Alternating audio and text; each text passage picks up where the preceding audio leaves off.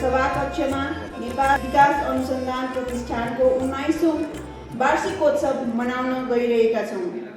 Today we all are going to celebrate the 19th anniversary of Nepal Development and Research Institute. Nepal Development Research Institute is an interdisciplinary alumni of experts with high academic standing, with mostly doctoral, and are the wealth of national and international expertise. It serves nation by conducting different researches, dialogues, collaboration, with strengthening the linkage between the policymakers, academia, and it is a pool of the experts. This organization is entering on its 19th years of service with much more excitements, exploring more opportunities of collaboration with all the good wishes, inspirers, seniors, and most respectable dignitaries here with the strong support of its collaborators and dedicated working team. And Jyoti Giri is going to conduct this inaugural session of 19th anniversary. म ज्योति गिरी yes संस्थाको सदस्य आजको yes वार्षिकोत्सव समारोहको विधिवत सञ्चालन गर्न गइरहेको छु। यस कार्यक्रममा सबभन्दा पहिला म यस सभाध्यक्षज्यू हाम्रो प्रोफेसर डाक्टर राम मनोहर श्रेष्ठज्यूलाई डायसमा निमन्त्रण गर्न चाहन्छु। उहाँ कानुनको तथा इन्जिनियरिङ दुवै विषयको दीक्षित हुनुहुन्छ र हाम्रो एआईटीबाट ग्रेजुएट हुनुभएको, उहाँ पीएचडी पनि हाम्रो इन्जिनियरिङ डिपार्टमेन्टमै गर्नुभएको हो र साथसाथै उहाँ विशेष गरिकन हाम्रो ऊर्जा, हरित ऊर्जा, ग्रीन एनर्जीसँग एसोसिएट हुनुहुन्छ। I would like to request Professor Dr. Ram Manohar Shrestha to chair this inaugural session. Now, I would like to invite Dr. Sankar Shrestha, the Executive Director of the NDRI, Dr. Sankar Shresthaज्यूलाई यो डायसमा निमन्त्रण गर्न चाहन्छु। उहाँ नेपाल विकास अनुसन्धान प्रतिष्ठानको उहाँ चाहिँ अहिलेको हाम्रो executive director, कार्यकारी निर्देशक हुनुहुन्छ। यस कार्यक्रमको प्रमुख आकर्षण हाम्रो डाक्टर बिन्दु नोनी सरलाई पनि इन्भाइट गर्न चाहन्छु। उहाँ आजको यस कार्यक्रममा एनडीआरआई टक अथवा भनौँ हाम्रो विशेष प्रमुख व्याख्यान कीनोट स्पिकरको रूपमा आज हामी समक्ष आउनुभएको छ। यो सभाकक्षमा साथसाथै हामीले जुम प्लेटफर्ममा भर्चुअली हाइब्रिड मोडमा हामीले कन्डक्ट गर्न गइरहेको छौँ। चिफ गेस्ट हुनुहुन्छ प्रोफेसर डाक्टर सुरेश राज शर्मा। उहाँ हामीसँग चाहिँ यो जुम प्लेटफर्मबाट हामीसँग जोइन हुनुहुँदैछ। I would like to inform you all that with some minor health reason, Professor Dr. Suresh Raj Sharma, the founding Vice Chancellor of Kathmandu University, would be able to present in this session in the virtual platform. And may I take this honor to welcome Professor Dr. Suresh Raj Sharma in this gathering as a chief guest in this event. इस कार्यक्रममा नेपाल विकास अनुसन्धान प्रतिष्ठानका हाम्रा अध्यक्षज्यू doctor Navraj Khatiwada सरलाई पनि म डायसमा आमन्त्रण गर्न चाहन्छु। Now I would like to request Dr. Sankar Shrestha to give the welcome speech in this program. Namaste and good morning. So in the interest of time, please allow me to read a written welcome speech. Respected Chair of the session, Professor Dr. Ram Manohar Shrestha, Emeritus Professor, Asian Institute of Technology, Thailand. Respected keynote speaker, Dr. Bindu N, Lohani sir, former Vice President for Knowledge Management and Sustainable Development at the Asian Development Bank, and distinguished fellow emerging markets for Washington DC. Respected chief guest, Professor Dr. Suresh Raj Sharma, founding Vice Chancellor, Kathmandu University. Honorable government officials from various ministries, divisions, and departments of government of Nepal. Honorable members of National Planning Commission. Respected Vice Chancellor and professors from various academic and research institutes. His or Excellencies and representatives from embassies and diplomatic agencies. representatives from think tanks, development partners, private sectors, professional associations, political parties, and media. Respected NDRI's founding members, executive committee members, general members, staff, associated experts, and NDRI alumni. Respected dignitaries joining from Zoom and social media, ladies and gentlemen. It's my great pleasure to welcome you on behalf of Nepal Development Research Institute, NDRI, in this wonderful gathering on the occasion of 19th anniversary. We are excited to have you all participating today. In this auspicious occasion, my deepest gratitude to the 7 scholars who laid the foundation of NDRI exactly 19 years back in 2004. 3 founding members of them are here with us face to face today. Dr. Nauraj Khatioda, President of NDRI, Professor Dr. Taranidhi Vatrai, Professor at Tribhuvan University, and Dr. Krishna Pahari, former food security expert at the World Food Programme, and the remaining other members are joining with us virtually. Similarly, my gratitude to the past executive directors of NDRI and their team, including the immediate past president, Dr. Jay Kumar Guru, who have brought this NDRI to this level. As the current executive director, it gives me an immense honor to take this responsibility to bring NDRI to better heights in line with the vision to become a center of excellence for quality research, education, and development, and the mission to provide substantive analytical inputs for policy making on contemporary issues through rigorous research and dissemination of findings. At present, NDRI has 21 PhD scholar members, around 25 researchers in different disciplines, more than 50 experts, and more than 300 field researchers. NDRI has conducted valuable researches in different disciplines such as food security and livelihood, water and climate, disaster, health, education, environment, and agriculture. A glimpse of the NDRI's research product is exhibited in the stall over there outside the hall, which I request you to observe. Similarly, a short introductory video of NDRI will be screened shortly. As a value addition to memorizing our anniversary, from the last year, NDRI has started the annual lecture series. Last year on the same day, 13 April 2021, the inaugural annual lecture entitled Social Justice, Good Governance and Development was delivered by Honorable Mr. Khilraj Reddy, former Chairman, Council of Ministers, Government of Nepal, and former Chief Justice. And for this year, we have Dr. Bindu N, Lohani, sir, who will be delivering the keynote address shortly, entitled 50 Years of Asia's Development Experience, Relevance to Setting Development Priorities in Nepal. The executive summary of the keynote address has been provided to you during the registration. I hope you are as much excited as us to hear Dr. Lohani, and we hope his enormous experience in the development sector globally will be a strong education, material, and motivation for us to add towards achieving development in Nepal. Also, today happens to be a Nepali New Year's Eve, the last day of the year 2078, Bikram Samvat. So on this auspicious occasion, NDRI wishes you a very happy New Year. NDRI looks forward to collaborating with you in various ways in the year 2079 BS and beyond. Thank you again, everyone, for being here today for this great celebration. Let the celebration begin. Warm welcome to you all. Thank you very much. I would like to bring in notice that we are also having the Facebook Live of this presentation, and we also have a screen on the in front of the dais, so that our dignitaries can also visualize all the programs here.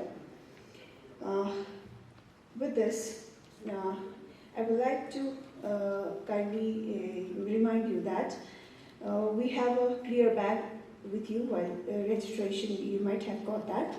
So in that clear bag, there is a slip for the comments and the questions if you have some. So you can fill it up, and after the presentation from our Bindu sir, you can fill it up, and we collect that, and we'll have the discussion according to that comment slip. सो पानसमा दीप प्रज्वलन गरेर यो कार्यक्रम अगाडि बढाउँदैछौँ भनेदेखि हामी virtual प्लेटफर्ममा पनि हाम्रो chief guest Suresh Raj Sharma sir, professor doctor Suresh Raj Sharma सरले उताबाट पनि हाम्रो इनअग्रेसन गर्नुहुनेछ। सो अहिलेको यस प्रोग्राममा म हाम्रो प्रोफेसर डाक्टर राम मनोहरज्यू र डाक्टर बिन्दु लोहनी सरलाई पानसमा दीप प्रज्वलन गरेर यस कार्यक्रमलाई विधिवत रूपबाट उद्घाटन गरिदिनु हुन हार्दिक अनुरोध गर्दछु।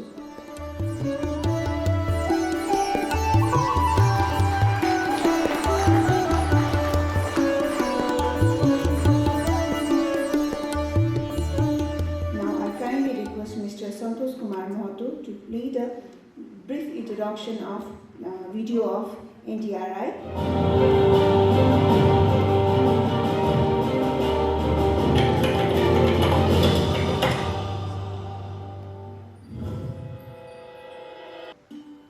विश्लेषणको माध्यमबाट नेपाल र नेपालीको उत्थानमा योगदान पुर्याउने उद्देश्यका साथ लामो समय विदेशमा रहेर उच्च शिक्षा हासिल गरेका 7 जना अध्येताहरूले सन् 2004 स्थापना गरेको सोच केन्द्रको नाम हो नेपाल विकास अनुसन्धान प्रतिष्ठान। मूलतः यस प्रतिष्ठानले नीति अनुसन्धान, प्रकाशन र तथ्याङ्क विश्लेषणसँग जोडिएका विभिन्न गतिविधिहरू गर्दै आएको छ।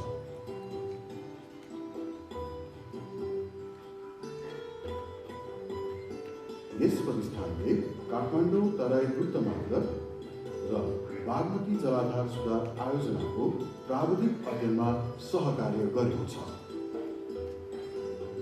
यस्तै जलविद्युत परियोजनामा जलवायु परिवर्तनको प्रभाव र नेपाल खाद्य सुरक्षा अनुगमन प्रणाली जस्ता महत्त्वपूर्ण विषयमा अनुसन्धान गरेको छ। समसामयिक विषयहरूमा अन्तर्राष्ट्रिय सम्मेलन तथा राष्ट्रिय गोष्ठीहरू समेत गर्दै आएको यस प्रतिष्ठानसँग विभिन्न मन्त्रालय तथा विभागहरू, विभिन्न विश्वविद्यालयहरू, नेपाल विज्ञान तथा प्रविधि प्रज्ञा प्रतिष्ठान, संयुक्त राष्ट्र सङ्घ मातहतका निकायहरू, विश्व खाद्य कार्यक्रम र इसिमोड जस्ता संस्थाहरूसँग सहकार्य गरेको अनुभव छ। पूर्व मेचीदेखि पश्चिम महाकाली र हिमालदेखि तराईसम्ममा फैलिएका 77वटै जिल्लाहरूमा पुगेर विकास निर्माण कार्यका लागि अपरिहार्य तथ्याङ्क सङ्कलन जस्ता कार्यहरू समेत गर्दै आएको छ। आफ्नो स्थापना कालदेखि हालसम्ममा यस प्रतिष्ठानले सयौं युवाहरूलाई विभिन्न प्राविधिक, आयमूलक एवं सिपमूलक तालिम तथा रोजगारी प्रदान गरेको छ। देशले समय समयमा भोग्नु परेका विभिन्न प्राकृतिक प्रकोप र विश्व महामारीको रूपमा फैलिएको कोभिड-19 को प्रतिकूल प्रकोपका बावजुद पनि यस प्रतिष्ठानले संस्थागत विकास, सामाजिक उत्तरदायित्व वहन, रोजगार सृजना एवं अनुसन्धान तथा प्रकाशनको क्षेत्रमा उल्लेखनीय सफलता प्राप्त गर्न सफल भएको छ। विभिन्न दात्री निकायहरूको सहयोगमा यस प्रतिष्ठानले कोभिड-19बाट प्रत्यक्ष प्रभावितहरूको श्रम, स्वास्थ्य तथा शिक्षा जस्ता क्षेत्रहरूमा परेको प्रभावबारे तथ्याङ्कमा आधारित सर्वेक्षण समेत गर्न सफल भएको छ। महामारीको समयमा फोनबाट गरिने वैकल्पिक शिक्षण र अभिभावक शिक्षक विद्यार्थीसँग सीधा ताल्लुक राख्ने कार्यक्रमहरूको सञ्चालन यस प्रतिष्ठानका नयाँ र सफल प्रयासहरू हुन्। विपद र महामारीका बेला सामाजिक उत्तरदायित्व वहन गर्दै विभिन्न अभियान, तालिम, राहत कार्यक्रम तथा चेतनामूलक कार्यक्रम सञ्चालन गरेको यस प्रतिष्ठानले आगामी दिनमा पनि यस्तै फरक किसिमका कार्यक्रमहरू सञ्चालन र पहलहरू गर्दै लैजाने लक्ष्य लिएको छ।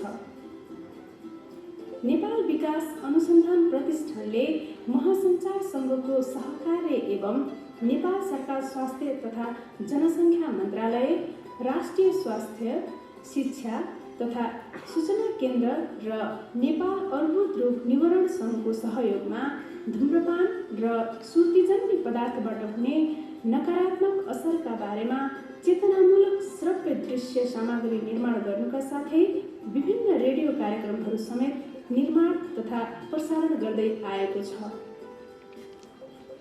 सोच केन्द्रहरूलाई नियमन गर्ने दिशाका कुनै स्पष्ट नीति नियम नभएको हालको अवस्थामा यस प्रतिष्ठानले हालसम्म विकसित भएका प्रणालीहरूलाई संस्थागत गर्दै अन्तर्राष्ट्रिय नेटवर्कको विस्तार, अनुसन्धानबाट प्राप्त तथ्याङ्कहरूको प्रकाशन र नीतिगत वकालतमा जोडिने लक्ष्य लिएको छ। यसका लागि नेपाल विकास अनुसन्धान प्रतिष्ठान सङ्घीय, प्रदेश र स्थानीय सरकारका साथै अन्य सरकारवालाहरूको सहयोगको लागि हार्दिक अपिल गर्दछ। हाम्रै जीवनकालमा समृद्ध नेपाल निर्माणको सपना साकार पार्न हामी सबै एकजुट हौँ।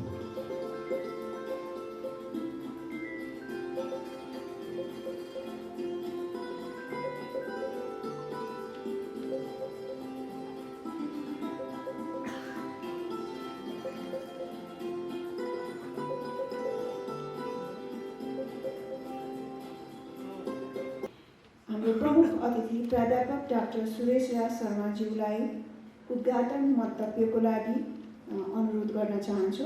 आजको यस 19औं एनडीआरआईको 19औं वर्षको प्रवेशको अवसरमा आयोजित यति भव्य कार्यक्रम को बीचमा सर्वप्रथम यसका संस्थापकज्यूहरूलाई बधाई तथा धन्यवाद दिन चाहन्छु। 7 जनाबाट सुरु गरेको यो संस्था आज यति छोटो अवधिमा यति गरिमामय जिम्मेदारी बोक्न पुगेको छ र यति राम्रो भूमिका खेल्न पुगेको छ। त्यसको निम्ति हामीले सबैलाई धेरै खुसी लागेको छ। अब यो संस्थाले नेपालमा निकै असजिलो दिनहरू पनि हामीले बेहोरिरहेको बेलामा यस प्रकारको संस्थाको भूमिका त झनै बढ्न गएको छ। अब यस विद्युत समारोहमा आज निकै गहन प्रस्तुतिहरू पनि हुनेछन् र त्यो गहन प्रस्तुतिलाई हामी सुन्नको लागि निकै जिज्ञासा छ हामीहरूको उसमा। आज विश्वभरि नै यो विज्ञान र प्रविधिको बेजोडको विकासले गर्दाखेरि आर्थिक विकासको गतिलाई हामीले निकै नै गम्भीर रूपबाट हेर्नुपर्छ। यसले चाहिँ चमत्कार नै गरेको छ। अनि यस्तो गतिलाई हामीले निहालिरहेका छौँ र त्यसमा सहभागी हुन पाएका छौँ र त्यसको फल हामी कहाँ पनि आइपुगोस् भन्ने हामीले धेरै आशा गरेका छौँ। अब हामीहरू विशेष गरेर दक्षिण एसियाली मुलुकहरू 8वटा मुलुकहरू छौँ। यो मुलुकहरूले त हामीलाई विकासको गति पक्रिनु नै गाह्रो भइराखेको बेलामा केही मुलुकहरूले त समातिसक्नु भएको छ, यसको गतिलाई समातिसक्नु भएको छ। जस्तै भारतवर्ष त यसको निकै नै अगाडि गइसक्नु भएको छ। अनि नेपालले पनि अब सधैँ एकदम एक्टिभ हुनुपर्ने बेला छ। अनि यस्तो किसिमको बेलामा चाहिँ हामीहरूको स्थिति चाहिँ विज्ञान र प्रविधिमा अलिक पछाडि नै परेका थियौँ र विज्ञान र प्रविधिको विकास नै आर्थिक विकासको महत्त्वपूर्ण अङ्ग भएको हुँदाखेरि त्यो आर्थिक विकास यदि हामीले गर्नु त पर्छ नि। त्यो गर्नको लागि चाहिँ विज्ञान र प्रविधिको विकास राम्रोसँग गर्ने सुरुवात गरौँ भनेर हामीले पनि सुरु गरेका हौँ।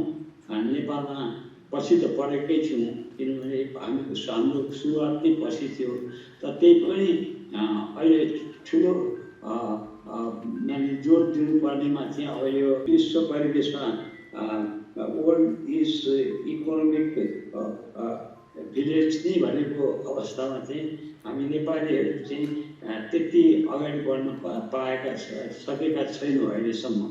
अनि अब यस कुरामा चाहिँ प्राविधिक विकास, प्राविधिक शिक्षा, विज्ञान प्रविधिको शिक्षालाई महत्त्वपूर्ण भूमिका दिनुको लागि हामीले निकै नै प्रयास गरेका छौँ।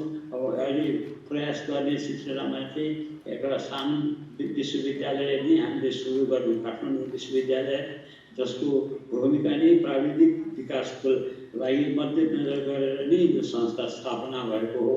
त्यो संस्थाको विकास र हामीले यही बिचमा धेरै गरी भए पनि सिपमूलक प्राविधिक जनशक्तिहरू पनि उत्पादन गर्नुपर्छ विकासको लागि अत्यन्त महत्त्वपूर्ण पक्ष त्यो पनि भएको हुनाले त्यसको पनि सुरुवात भएको छ। त्यो दुईटा सुरुवात भएको भए तापनि यो गति यति तेजिलो छ, रेस यति कम्पिटिटिभ भयो कि त्यसलाई चाहिँ हामीले समात्नको निम्ति आत्मसात गर्नुको निम्ति निकै गाह्रो हामीलाई भइरहेको थियो। त्यो भएको अवस्थामा अलिकति अझै पनि अलि गम्भीर समस्या आएको हुनाले हाम्रै छिमेकी मुलुकहरू, त्यसमा अफगानिस्तान, श्रीलङ्का र अरू मुलुकहरू पनि हामीले जति गर्नुपर्ने हो त्यति गर्न सकेको छैनौँ। त्यो गर्नको निम्ति हामी सबै निकै नै कसैले नै लाग्नुपर्ने अवस्था आएको छ। यो चुनौतीलाई हामीले सामना गर्नुपर्ने छ। यो सामना गर्नुको निम्ति अविलम्ब अब थप विपदहरू पनि आएका छन्। त्यो विपदहरूलाई पनि सामना गर्दै अब राजनीतिक दृष्टिकोणबाट हामीलाई राजनीतिक स्थिरता होला भन्ने हामीले आश गरेका पनि छौँ, आश गरिरहेका छौँ। राजनीतिक स्थिरता पनि हामीलाई आर्थिक विकासको निम्ति महत्त्वपूर्ण नै पक्ष हुन जान्छ। र यस्तो अवसरमा यो एनडीआरआईले जुन काम गरेको छ त्यो चाहिँ तपाईँको काम निकै नै सराहनीय पनि छ। र यसमा जुन जोस र जाँगरले तपाईँहरू अगाडि बढिरहनु भएको छ त्यसमा झन् सफलता हुँदै जाओस् र मुलुकमा एउटा भविष्यको रेखा हेर्नको निम्ति तपाईँहरूको पनि भूमिका गहन भूमिका रहोस् भन्ने शुभकामना म व्यक्त गर्न चाहन्छु। मूर्धन्य व्यक्तित्व doctor बिन्दुनाथ लोहनीज्यूबाट 50 years of Asian development experience, relevance to setting development priorities in Nepal भन्ने टपिकमा सरले आफ्नो प्रेजेन्टेसन दिन गइरहनु भएको छ। आजको हाम्रो प्रमुख वक्ता डाक्टर बिन्दुनाथ लोहनीज्यूको पूर्ण परिचयसँग साक्षात्कार गराइदिनु हुन हाम्रा एनडीआरआईका सदस्य डाक्टर दिवस बहादुर बस्नेतज्यूलाई हार्दिक अनुरोध गर्दछु। दिवस सर एनडीआरआईका सदस्य हुनुहुन्छ र वाटर एन्ड क्लाइमेट डिपार्टमेन्टको प्रोग्राम कोअर्डिनेटर पनि हुनुहुन्छ। क्लाइमेट चेन्ज टपिकमा चाहिँ ग्लोबली रिकग्नाइज सिनियर साइन्टिस्ट पनि हुनुहुन्छ र उहाँले नेसनल र इन्टरनेसनल कन्सल्टेन्सी पनि दिनुहुन्छ। दिवस सरलाई म उहाँको इन्ट्रोडक्सनको लागि हार्दिक अनुरोध गर्दछु। Chair of the session, Professor Dr. Ram Manoj Shrestha, Emeritus Professor, Asian Institute of Technology, Thailand.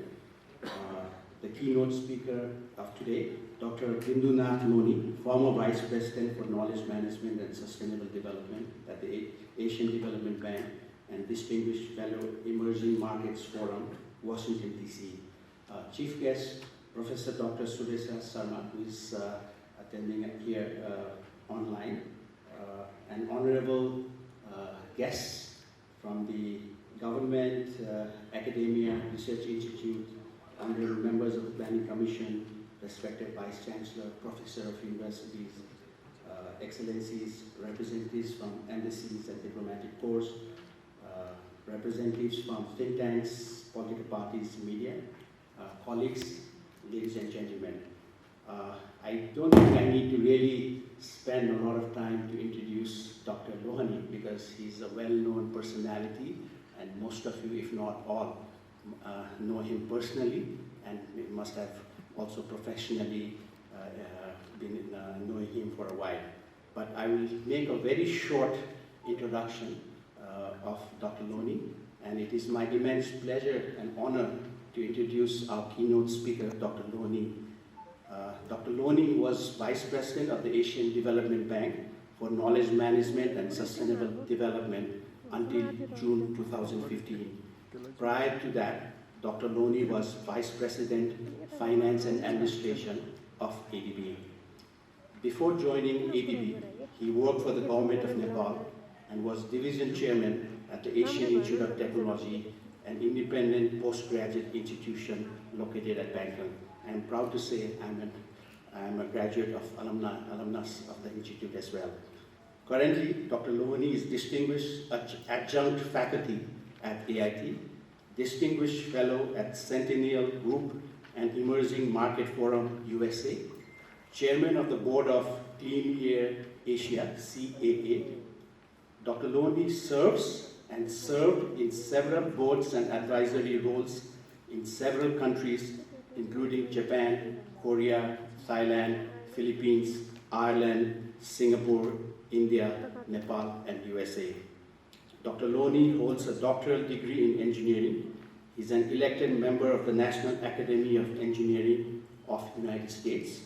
He has been awarded Lifetime Achievement Award by Nepal Engineers Association and China Green Award. He was inducted to AIT Hall of Fame in 2019, received from Her Royal Highness Princess of Thailand. With that, this is a short introduction of Dr. Lohani, and may I request Dr. Lohani to make his keynote speech. Thank you so much. My knowledge is limited in the context of Asia, what I have seen in Asia. But we do look at the global issues, but the real field, actual practical experience in my case is Asia. So that's my limited knowledge. Since I worked 30 plus years with Asian Development Bank, you will pardon me that most of the information, some knowledge documents, data, facts, past experience, I'll be using from ADB. So you can say I'm biased. I'm not biased, but they have good research. But those research could be debated. And please debate. But when you debate, if you don't like it, blame me, not the ADB. Because I take all the blame for what I say today, but not the ADB. So that I have to qualify, because some of the slides that I using today are some of the slides we prepared then, about 5-6 years ago. When I was still at the ADB, I participated in some of those research. It is their proprietary slides. So if I misinterpreted them, it's my fault. I'm gonna talk on 3 themes. First, understanding 50 years of Asia. Past, present, and future. Second, Asian experience. There's 50 years of experience. Is it relevant to Nepal? If it is relevant, how it is relevant to Nepal? Can we use some of these experience in setting out development priorities? And these are the questions. I put this question to myself so that I know how I will answer, so you will hear some of those. And the third is the longer-term megatrends. How do you plan longer-term megatrends? Because this did happen in the Asia-Pacific region. You need to have some longer-term megatrends. The first item is the learning from the Asian experience. Now, if you look at this graph, it's a cloudy graph, but I'll make it very, very simple. This is the ADB's graph from the Asia 2050. What he says is Asia accounted almost 60% of the global GDP, 60% in 1970, right? That is almost 50 plus years ago, or 300, sorry, more than that. And then 200 years after that, the Asia's GDP declined. It came down almost to 15% in 2017, 200 years of decline in terms of the global GDP. And today, we can argue it may be around 30, 32, 33%. I mean, very difficult to put a precise, different publication, different research you read, they put a different number. I would say anywhere from 30 to 40 in that range, but probably less than 40. That's what we have today, Asia's GDP compared to the global GDP. Now, how did this happen? Asia began to re-emerge. I said it came down to 15%, and it started re-emerging after 1950, first due to the growth in Japan, followed by the NIC, newly industrialized country, the Hong Kong, Singapore, Taiwan, etc. And in 1990s, China, then India, Indonesia, Vietnam, these kept on adding to the regional Asian GDP. ADB did a good job of putting together 50 years of journey of Asia, and these two slides, I took it from that. It tells you two things. In 1960, the GDP in the region was about average, $330 per capita, 330. That's it. And in 2000, this is 1960, and the next is 2018, it was 4,900. So it did make a lot of headway, a lot of significant change. In 60 means 40 plus 20, 60 plus years. That's what happened in the Asia Pacific. There was a study, we said, what will it look like, the future? I said past, present, and future. That's what past, present, and future. And then many people are looking at Asia today, that this is the Asian century. The 21st century is the Asian century. And the study says there's a possibility for Asia to have almost 52%, more than 50% of the global GDP. So obviously this is the Asian century. And of course, there are a lot of articles, a lot of research on this. I think this was done by the ADB back in 2011. We were all part of this work. And we said this will be driven by about 7, and today I will say about 8 countries, total GDP. India, Indonesia, Japan, Malaysia, China, Korea, Thailand, or Vietnam. 7, 8 countries. They take almost about 80-90% of the GDP. So all the smaller countries have a small role, but it doesn't matter. The point I want to make is all those 7, 8 countries will drive the total GDP. It doesn't matter. Singapore is not included in that, but the per capita of Singapore today is almost $60,000 maybe, or maybe more. So although the total GDP will be driven, it's very important to look at your per capita GDP, which you know already. It's not automatic. This growth will not be automatic. There are many challenges Asian leaders will have to face.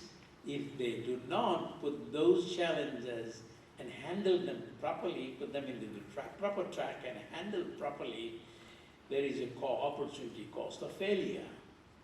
The failure could bring you almost about 30 to 40%. So it means no growth. We already about 30 plus, and it could be 30, 40%. And that means a big challenge for Asia Pacific region. All of us were almost at the similar GDP. You see that?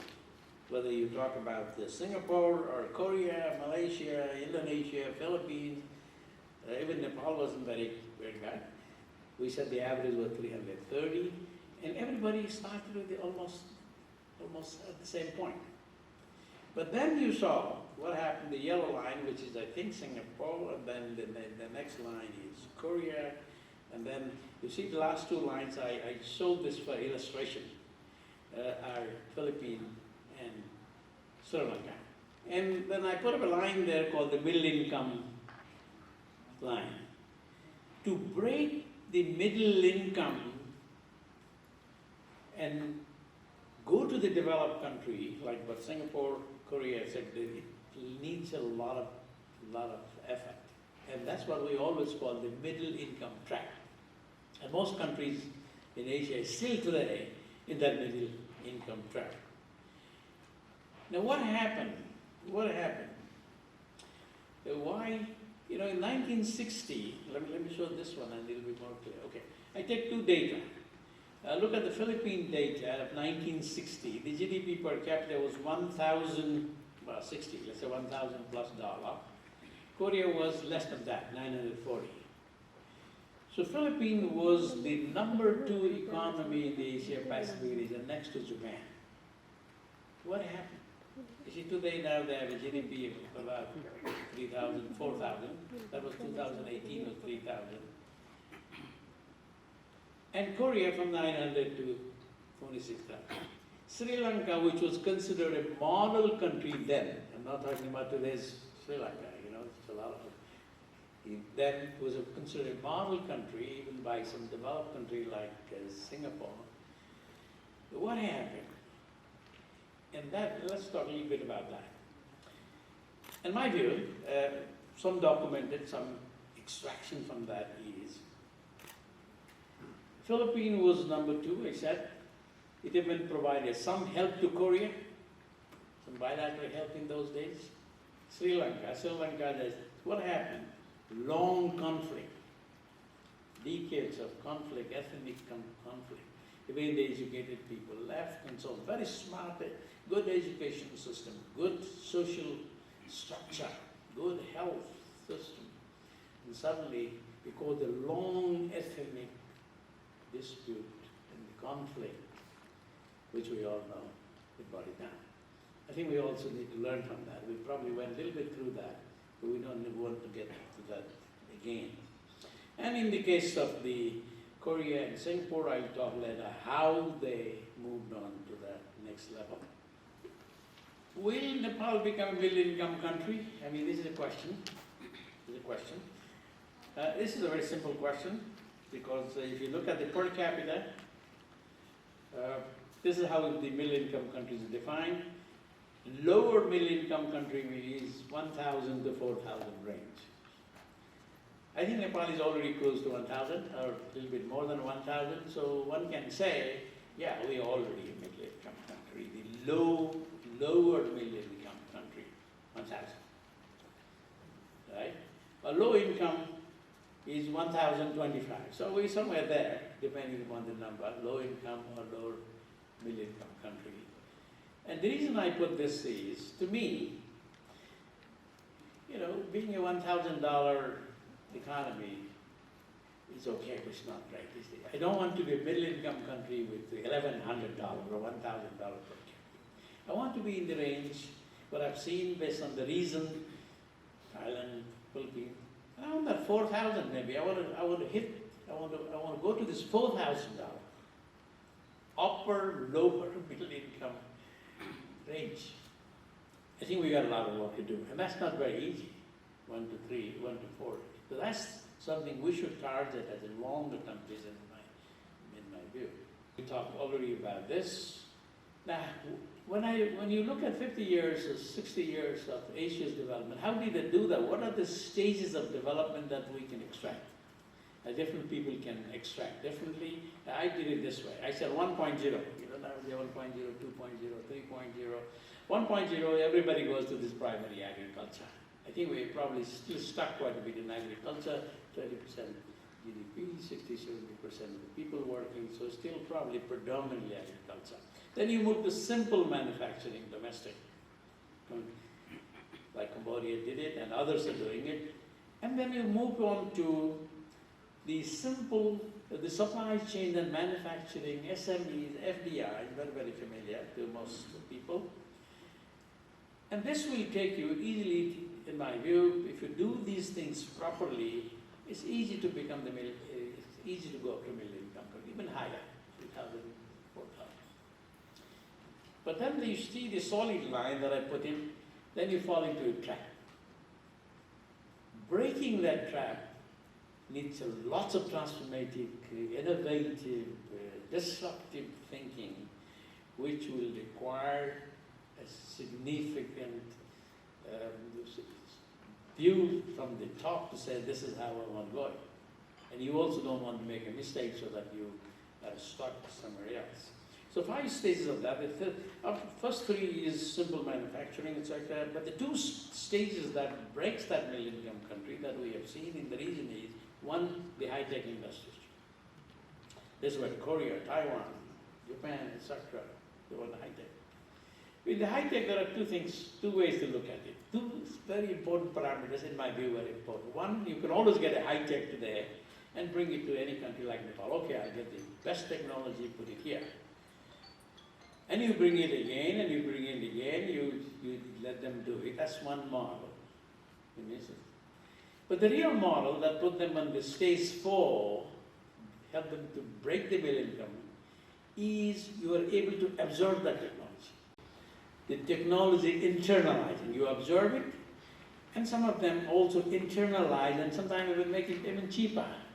Because our research has shown that when the Asian countries brought in the best technology from outside, they were able to make it at home even cheaper. China has examples, India has examples, other countries have examples. But this is an internal mindset that will be required. That's why I say it's very hard to get there.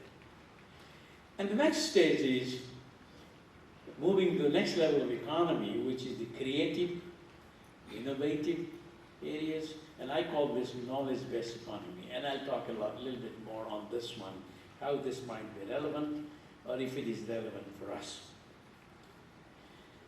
Now, looking at the Asia again, there are many lessons to learn, and what 5 lessons that very hard. I think I could have put 50 lessons very easily, but picking 5 was difficult.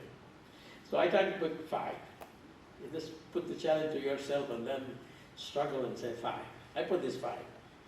So Asia's phenomenal growth has been accompanied by a dramatic structural transformation. The buzzword is structural transformation. They did quite often and quite well. Now, for prosperity in the case of Asia has been diversification and continuous industrial upgrading. Agriculture to agro-industry, existing industry to better industry, also continuous industrial upgrading. I'm looking at our CNI Vice President Bindu N, who had a Make in Nepal program. It's a good program. Let's see if we can continuously make better things in Nepal with that kind of program. I think, and some of the research has shown that, one of the reasons why a country like Nepal is still poor is it has not, I emphasize the word not, and I hope I'm wrong on this, or it could be corrected, that's fine, not diversified from agriculture. But transforming from agriculture to manufacturing, to do that, infrastructure was very crucial in the Asia Pacific, in many countries. And they did it with a target. Not that I want to build this road, not that I want to make this bridge, but say, I want to take this infrastructure there so that I can do more agriculture productively. I can want to do it there because I want to do more energy. So it was an infrastructure for a purpose. That sort of investment was very, very effective in those. So in summary, all I want to say is structural transformation, the structural transformation was very, very significant. This was one of the ADB study, very comprehensive. I still use it some things don't change very fast in many countries. So some of the even old research become very new today. Just the data might have changed, the results are the same. The moving towards middle-income country requires structural transformation. I keep on emphasizing this again. And many countries, they have moved on transformation from agriculture to industries and services. But I am noticing in many of the middle-income countries which are following the track, they are at the low productivity and low-end services. Now this should be we should make it very, very careful. We don't want to be stuck with that. I think the Factory Asia model sometimes has problem about quality employment. Now, to answer this, how much to industrialize, in research it said there are 2 parameters that I quoted. You need to look at them together, not one or the other. The 2 parameters are, you look at the manufacturing output share, what percentage of the GDP is manufacturing, and manufacturing employment, what percentage of the workforce is employed. Now, high-tech industries, they would have probably got a very high percent of GDP, maybe there'll be 10 people working, there'll be all robots working. Right?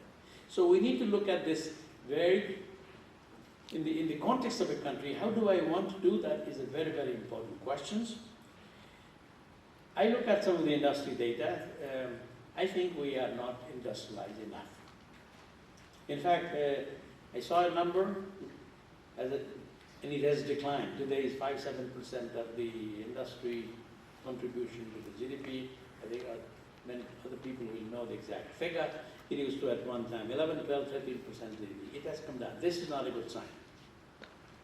based on the Asia Pacific region example. Right? Although many people, some countries have what they have done is, I don't want to skip the process of industrialization. I want to go directly to services. They have done that. They also had the problem of really not having a proper base for employment for a long time. You can do that, but if that is the vision, you need to be planning lots of things upfront for a decade or two. So this is something to think very carefully. Our study showed that if a country has about 18% of the industry's contribution to about 18% to the GDP, and also about 18% of the labor force is employed, that seems to be okay. It doesn't mean exactly 18, that is only modeling mathematical work. It could be 20, it could be 25, but it can be 18 and 20. So this is a very important research to show that you need to have at least about 20% contribution to GDP, and maybe about the same percentage of employment in the industrial sector to be called a industrialized region. Now, then I look at the OECD data, the developed country. How do they do? These countries have started deindustrializing. That's where they move into the high end of the service and etc. Because they did almost 20, 30 years ago, they started deindustrializing. They went up to 25% of the GDP coming from the industry to really started then deindustrializing. And the share has now declined to about 50%. So maximum, I would say Asia's experience shows, this is the fact data, it doesn't have to be exactly like that. Asia's experience shows if you did 11 to 24% for output and 16 to 22% for employment, I think that seems to be the Asian model. So in other words, as I said, 2020, if you want to remember something, 2020 is a good one. This slide I put in just from the same research we did, which countries have started deindustrializing, which have not industrialized, who are but wanting doing it, and the one which did not industrialize. Now that yellow, very bright yellow on the first row, third column, we are in that. We have not industrialized enough compared to the other countries. Then comes from structural transformation from agriculture to industry, industry to service. I think this is a very, very important sector which has contributed quite a bit in Asia's development. So one or two things to learn from here. One thing that I saw looking at the data from the Asia Pacific region is the service and the manufacturing complement each other. I can't say that here. I can't say that here. Maybe it is, maybe not enough research that I know. The service sector, we all know, is the major observer of the employment. Even in Nepal, we have more than 50% of the people working in this one. And this is a global trend. But again, what I like to say, some countries, I don't recommend that countries skip the process of proper industrialization and move directly to the service sector, and that too, hang on there with low productivity and low quality service. I mean, so we need to make some structural transformation. We want to get in the high end, we want to do this, then you start planning. It's a decade or 2 decade planning that one needs to do. Now, I extracted these 2 observations from that look attractive to me. One, what do you see in the service sector? It rises quite a bit. At the level of the GDP goes up, the service sector also moves quite high. I mean, it's very common sense thing. But what I do want to say is this, the next bullet, which is the important service sector growth in Asia is due to urbanization. And that doesn't surprise you, even in this place. Well, then I started reading what percent of Nepal is urbanized. The data shows something like 60 to 70%. But then I realized these are really not the urbanized areas as you would like to see, based on the service, based on GDP, and so on and so forth. But they're more like the geographic boundaries, right? And the Asia 70–80% of the Asians will live in urban areas. The jobs will be there, the employment will be there, GDP, and the service high-end sector will be there. So I personally think looking urbanization carefully as a long-term megatrend is something that we can learn from Asia. In fact, some are doing it. And that takes me to how to move on to the next level, the fifth level. And the fifth level to me is, that the knowledge economy.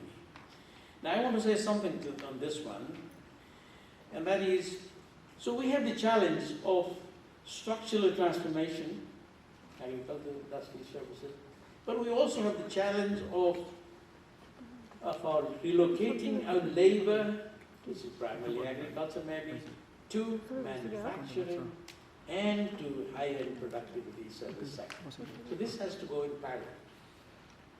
And the countries who have done it, they end up not having the workforce required, and then you may need to get people from outside.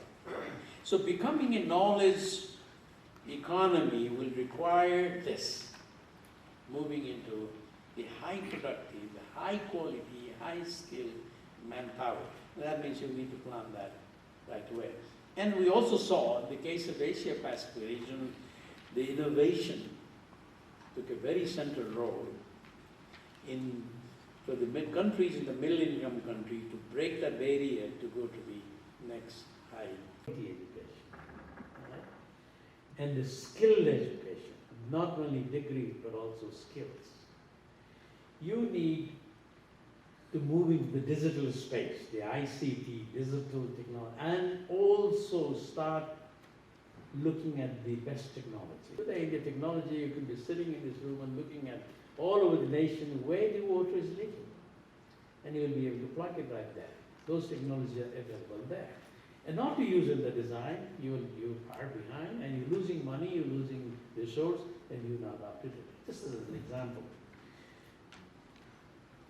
So, and the third you need is R&D innovation. No countries in Asia Pacific region, in fact OECD countries, have made it to the knowledge economy, developed country as well, without a very strong R&D and innovation. And of course, the regional policy, the country's policy, economic policy, regulatory policy, incentives, all of those come in, and I always say, none of the countries in the Asia Pacific region, and maybe globally, have made it to the knowledge economy without a strong role of the government, without the help of the government, without the direction setting by the government, they haven't had it. So I always say the role of the government is important. Now in the case of OECD countries, 50% of the GDP today come from knowledge-related work. Whether it's a consultancy, technology, etc., 50% is building. And therefore those 4 pillars, because they invested on those 4 pillars a lot for a long time, and today they are able to get into there. So what do you need to plant seed? As I said, I said there's a prospect to leapfrog in this area in a decade or two. Then you need to start planting seed now and moving towards what do you need to do? You need to focus, one, on economic incentives, policies, institutional regime, capacity building, a whole lot of things. Obvious that we need to improve the Tibet. Professor Pramod is the national chair for that. He knows it all. Skill base. Our skill base should all be globally certified, globally accepted, of the quality which they can sell their skill anywhere in the world, and higher quality education so that we don't have to go outside even for undergraduate. My first wish will be, what I've seen in Asia Pacific region, they all built a very strong undergraduate program themselves over a period. Just let's make a plan that we will make sure all our undergraduates will be done in Nepal of the quality, as quality you get anywhere in the world. It's doable. You go to Finland and say Finland has one of the best education today from 0 to 12, 1 to 12. But they were a 100% agriculture-based country. But they took that decision, today they are one of the best. So these are possible directions to take if we want to move. So where are we in the knowledge economy? So I had a look at some of the data, some we found from our research earlier. And I put this chart for you to show it quickly. You may not see it very clearly. And the top Asian countries, which are as good as the OECD, or sometimes even better than the OECD average, are Taiwan, Hong Kong, Japan, Singapore, Republic of Korea. And in the next round, there are countries like Thailand, Georgia, Indonesia are planning to get there. Now, look at the bottom 5, 6, the Pakistan, Laos, Cambodia, Nepal, Bangladesh, Myanmar. So, okay, we are about 3, a little bit less than 3 in average. So my reason that we may be able to do in a decade or 2 is because everybody is low on this scale. They're not like OECD. The Asian average is so low, about half. So that means also an opportunity.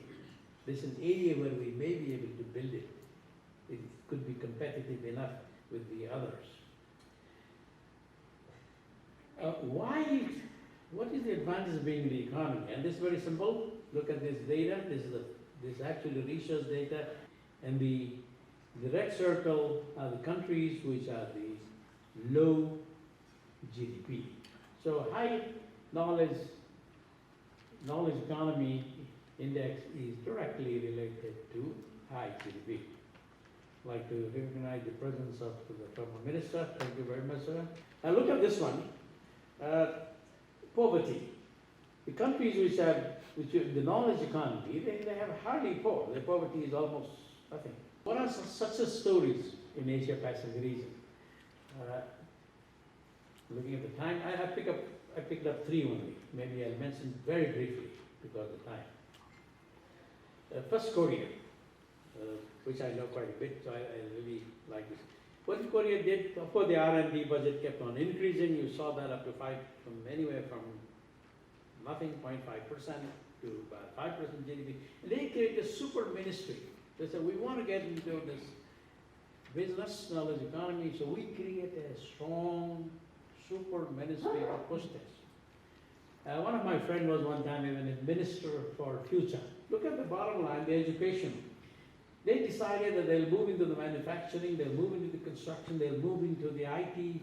Once they decided that this is going to be our next a decade, 2-decade vision, in 1999, 35% of the graduates were in that field.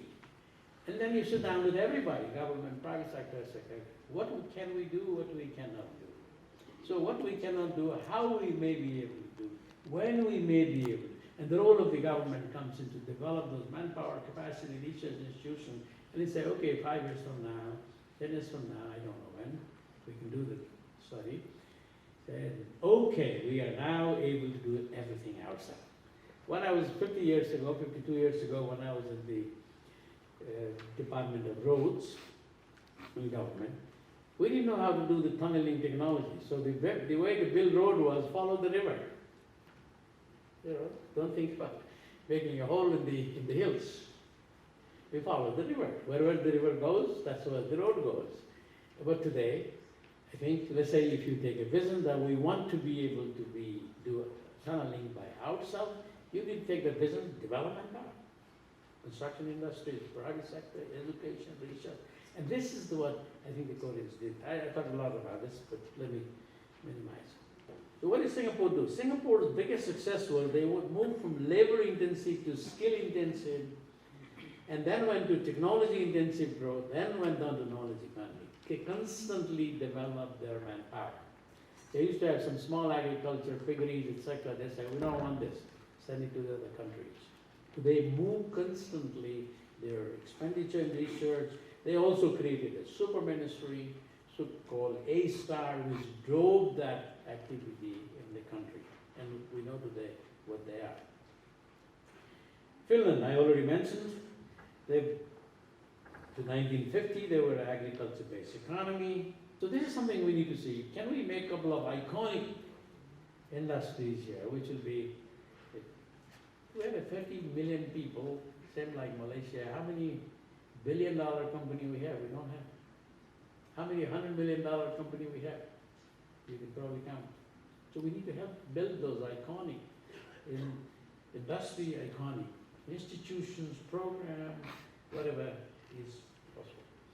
And then I quickly look at the research data. I hope these data are correct. I try to find out how much Nepal uses in the R&D. 10 years ago, data I found was about 0.3% of the GDP. This is very low. We don't have knowledge institutions, probably capable of doing lots of good research. So I strongly believe that whether we move into the knowledge economy or not, sooner or faster we will, we need to really increase this, support knowledge-based institutions. Since I'm speaking in NDRI, you've lasted for 20 years. Any research institution that lasted 20 years, it must be good, otherwise you don't last. Getting money for research is very hard. So therefore, maybe you can support them more, give them more, with focus objective. Here is the Institute on Tunneling, if this is our objective. Here is the Institution on Hydro, very focused, deep research, and I think the role of the government becomes very important. I strongly suggest government fund it, and also the bilaterals, multilaterals, with the various donors who are very generous to us, they could do. I remember the correct me if I'm wrong, Dr. Pramod, in Butol we had this Norwegian institutions, we did a fantastic job for a while, they left, it's gone. So we need to be able to create those institutions in the future. Okay, moving fast, if you want to know more about it, I had actually we were involved in doing this research, and there's a lot more on the country and how they did it, etc. in this report. Now that brings me to the third part of the presentation, and I'll be doing very quickly. So how do I said, look, you have to be really setting some longer term megatrends, longer term strategy to be able to move, to make the progress. And Asian experience, in 50 years of Asian experience, they took some very significant policy. As none of these will be new to any of you when we will put it like that, but the thing is they did it. The difference is they did it. You know, they rely market private sector. As I said, private sector engine of growth. We say it, but it's not here. Birenji and we produced a CNI report on infrastructure. We saw the role of the private sector investment in infrastructure very negligible. It's not the engine of growth for infrastructure, as an example. Structural transformation, they actually did it, right? And they all very carefully tried to avoid being stuck in the low-end services. They actually implement the land reform, promote green revolution, etc., etc. I need to go fast. And then technology, I already said, FDI, yes. They did bring FDI. But FDI doesn't mean only getting money. You need to bring money plus plus. You need to leverage that money to something, to really leverage the money locally or elsewhere. They did try. This is all their policies, by the way. I'm just repeating it. They spend a lot on infrastructure, energy, transport, water, and based on our study, the investment per GDP in Nepal is the lowest in Asia at the moment. So we have to do a lot more. We talk about the let me take the next one. I think Nepal has done quite well on poverty reduction, social inclusion in the sector, but it's a question of making that at the core of development. Not only the government has done it, maybe private sector elsewhere needs to do that as well. I'm moving it fast. The fourth, they did pretty good on this bilateral, multilateral partners, developing a bilateral, multilateral exchanges in order to promote cooperation, finance, knowledge, trade, connectivity, etc. I think we have good neighbors, good big neighbors on the other side, but I also think when it comes to knowledge and how the others did it, we need to start looking at Southeast Asia too. They've done a remarkable job in terms of the trade, the cooperation, economic cooperation, regional cooperation, and that will provide a very good lessons for us. Okay, the last point is, none of the countries we did well in Asia, they had a strong leadership. Now, strong leadership, we can say, it was a very strong leader in education or infrastructure, that's one type, but they had strong leaders for nation building as their main interest. It's okay, I will not be able to do this, I might fail in something, but this is good for the nation, so I want to be a leader for nation building. And those countries also consistently participated to global commitments, things like SDG, climate change, because by participating in the global agenda, being a part of the convention, signing the conventions, you internalize, if you internalize, you can actually get there quicker. And you can also be good partners with them. So these are some of the policies that would be very useful. And to conclude, so if we had to do this, pick up some long-term development agenda, how do you do this? How does country do it? And the way often people do, in many studies, you have Asia 2050, you have India Agriculture 2030, you have Mexico 2050. If you look at all of these reports, what do? They first look at the global megatrends. What are the global megatrends? Whether it may be, is it relevant for us? Today, what's happening in the energy, global energy sector might be relevant even there in Nepal, right? As an example. So you look at the global megatrends and debate on that. Then you try to say some Asian, the regional, and in our case, because we need to think about neighbors, we need to think about BIMSTEC, etc. What are some of the regional trends, megatrends, that will be important for us? And then you need to sit down and say, what is relevant for me? What are 3, 4, 5? In a country like ours, and many of the developing countries, everything is needed. You need health, education, infrastructure, food, you name it. Every sector, we have a gap. We need everything. Okay, let's get the next 20 years. Which are those? How? Where? I mean, you need to do that kind of planning. Think about 5. Digital could be the third. I look at the digital framework study, it was endorsed by the government. It says 880. One nation, 8 sectors, health, educational sector, 80 activities which could help those 8 sectors, and you could create 800 billion rupees new growth. It's a new growth. And with a young population, if you start to take the strategy, long-term strategy, you start creating those people and policies, investment towards that. And that could be almost about 2% of the GDP. New growth. New growth in the environment sustainability area. There are billions of dollars. Not only billion, several billions dollars in this sector. Have we tapped it enough? This could be new potential. So I think we need to sit down and take about, I would say take about 5. Korea took about 3, 4, 5. We can take about 5 areas where we will keep on working, investing, where we can compete, excel, and could be prominent part of the GDP. And once you make a lot of money through that, you can use it for the other sectors. That's the model many Asians do. Thank you very much for this. I think it was a very good opportunity to learn so many insights that you have shared about such an important topics that is so much relevant for the nation building of our country. Also, I congratulate that you have been you have kept the time so well. It has been exactly 1 hour, and I think it's not an easy task when a speaker wants to do justice for such a critical topic, which has many dimensions to cover. But you have done wonderful in also doing justice to the topics and also keeping the time. Without further delay, I think we have received many queries and comments, I guess, from the participants. Obviously, topics of this kind has to evoke a lot of interest and a lot of curiosity on the part of the participants.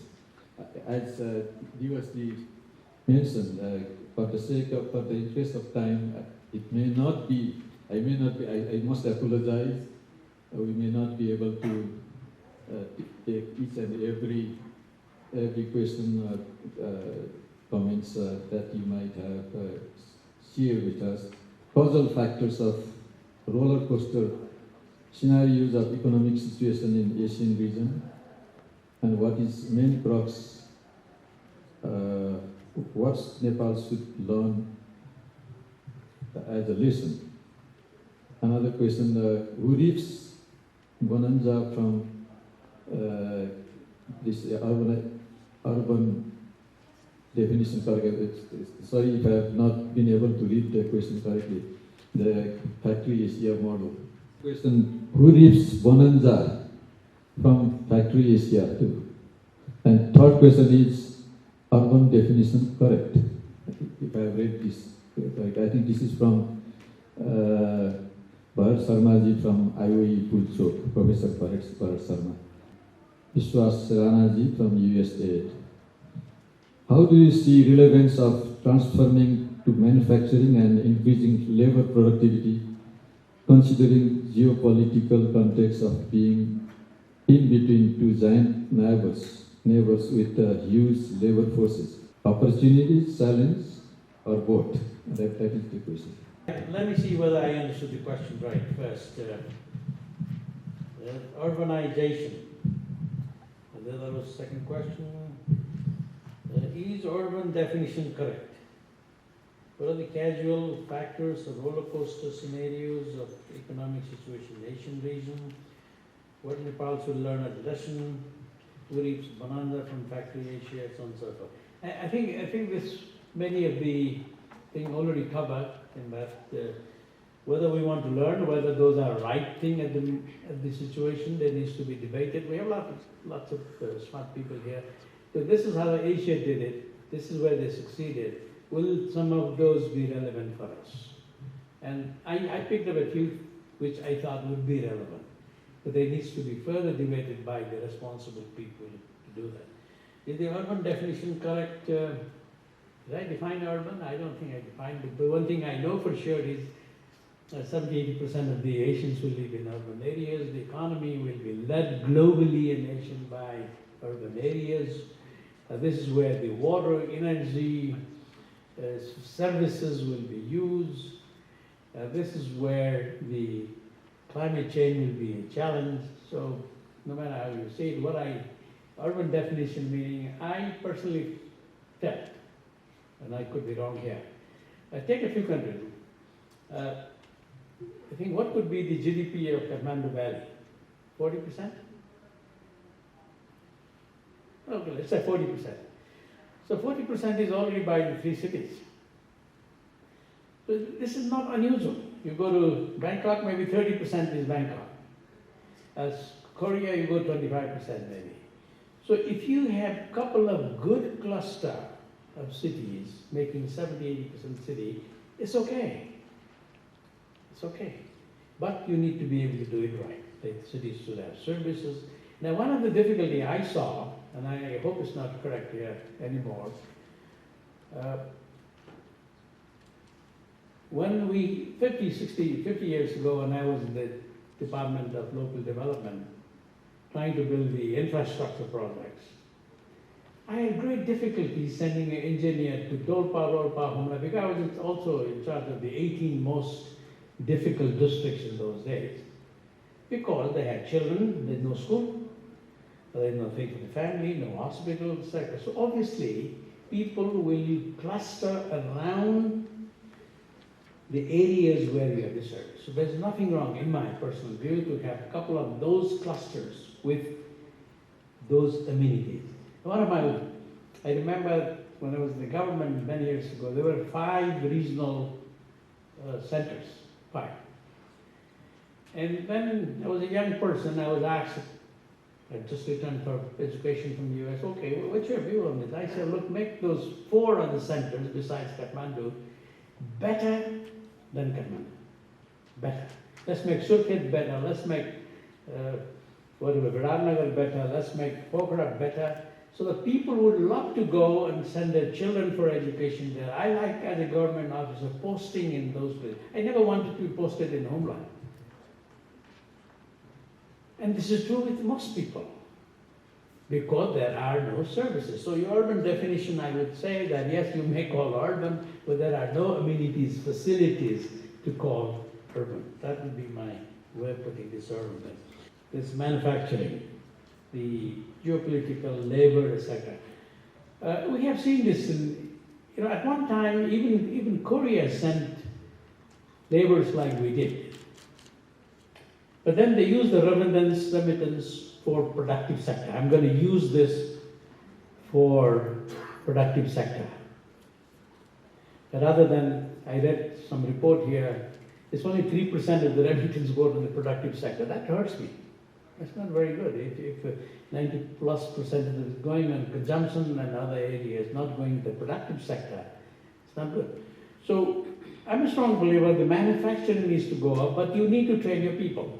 I think the people who are going from outside from Nepal, many uneducated labor, we haven't trained them enough to get into the manufacturing sector. In fact, CNI would have better data. Maybe some of the industries, the border, you have to bring in labor from the other side.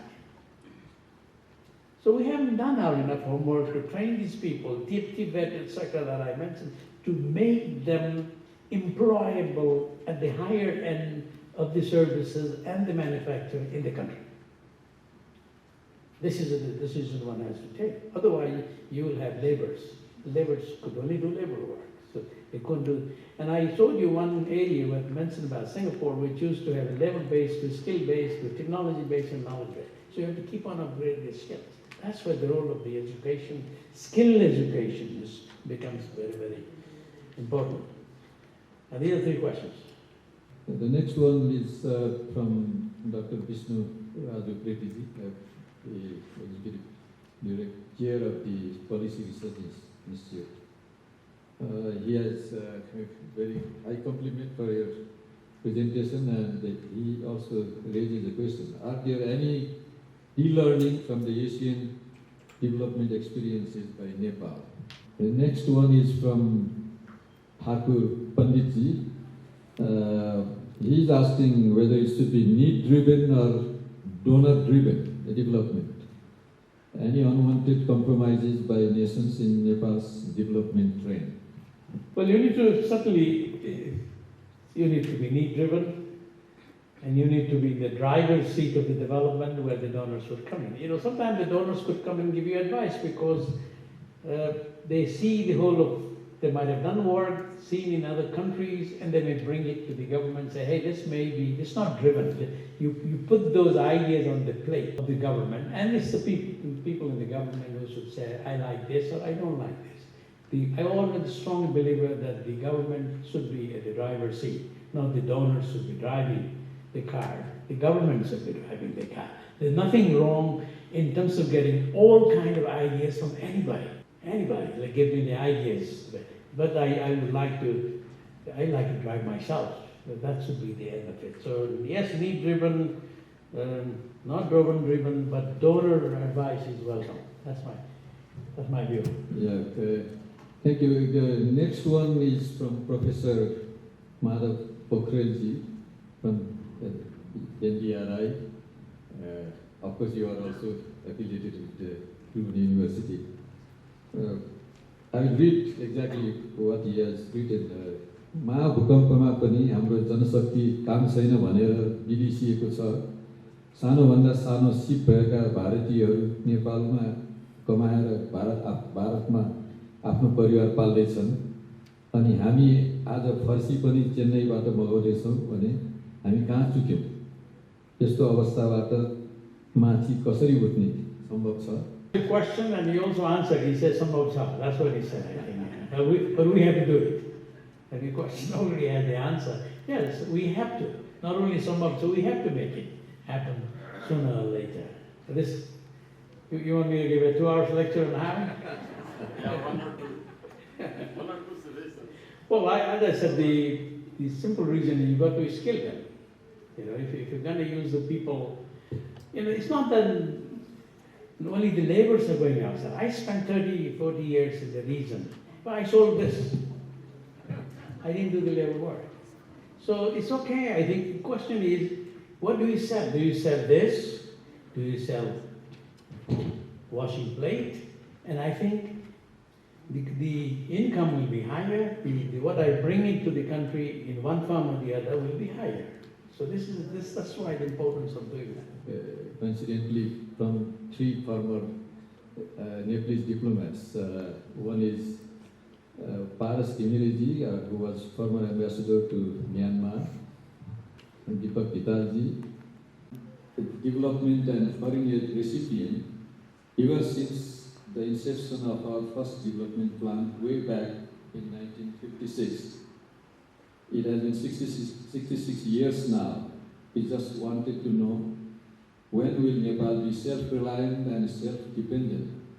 40 years, 60 years, yes, or even more, and do away with the foreign aid component. Is there any timeline or time frame that you can set and speak of?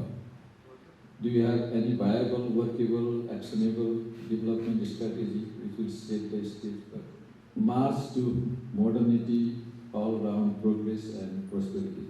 Deepak Vitalji, he asked that Nepal has witnessed premature deindustrialization and immense servicification of business activities over the years without reaching the crucial, as you have shown in your slide, 18% of GDP from industrial growth and industrial employment. Under these circumstances, structural transformation from agricultural employment, which is mostly informal, to formal decent or productive employment, how is it possible for Nepal? From Mohan Krishnaji, do you think private sector in Nepal is working as an engine of growth? If not, how it can be done? This building we've been, how many, since 1956, that's about 40, 60, 70 years, we've been reliant on outside support. Can we be self-reliant? Self-reliant. I think I'm looking at our former Finance Secretary, Economic Advisor, Lal Shankar. He wrote many good articles on this one, on foreign aid. How to use it, how to not use it, when to use it, when not to use it. Just read that article. Maybe you have a link somewhere, the article. There's plenty of ideas. I think there is no shortage of ideas in the country. The question is doing it. You know, in one seminar where Klaus and Gandhi and I were there, Visit Nepal, one of my Korean friends came and said, you guys are very smart. You can make good policies, good plans, good action. Spend 90% of the time on that. He might have exaggerated, maybe 60, 70. 90% of the time, then you guys are spending 10% time on enforcement and implementation execution.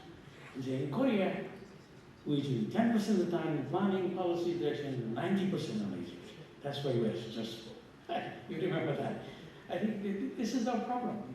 I like you said in public that we have a lot of smart people in the public sector, private sector, educated sector. The question is implementing and doing it. And that's where the problem is. So that FDI, I think foreign aid, Balsangaji will have a book someday. Yeah, I saw his draft one time. Fantastic. He's got everything you want to know in 70 years. So I do not want to spend the time there. But secondly, premature industrial.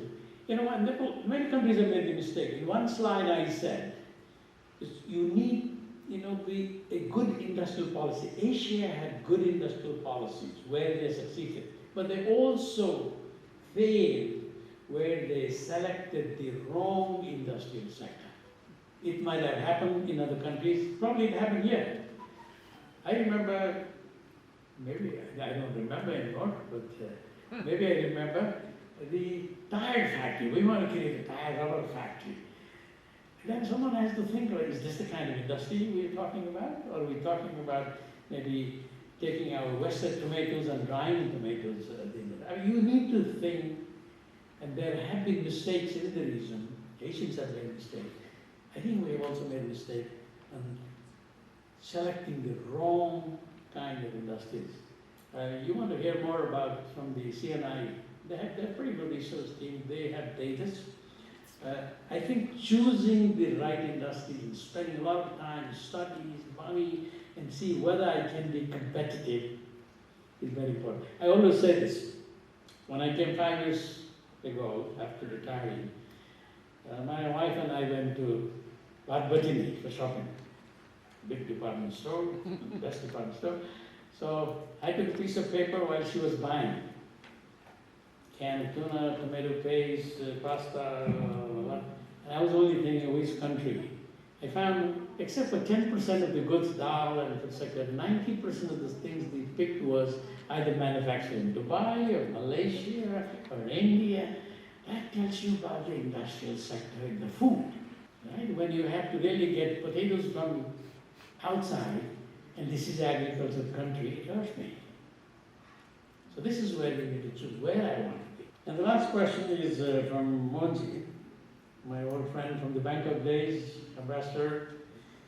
Do you see private sector as the engine of growth? How to put this?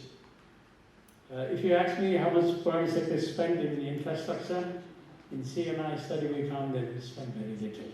For example, in Asia Pacific region, 50% of the investment in energy is from the private sector, 70% of the investment is in the IT sector. We don't see that. So let me phrase it, since you're a diplomat, I need to put in a diplomatic way. Right? Yes, I agree that the private sector should be the engine of growth, even if it's not happening now, fully. Congratulations, Dr. Lohani, for your clear and insightful presentation. Thank you for sharing your knowledge with us this morning. Knowledge-based economy for Nepal is appealing. However, without a breakthrough in infrastructure and industries, how can we retain high-tech people who see lush lawn in the neighbor's yard? For example, Singapore. Thank you. That's the one question? Okay. Well, let me put it this way. It is a breakthrough. Breakthrough in thinking fast. Do we want to be there? And we don't want to be in everything where Singapore is, as an example. Let's say I want to take a view.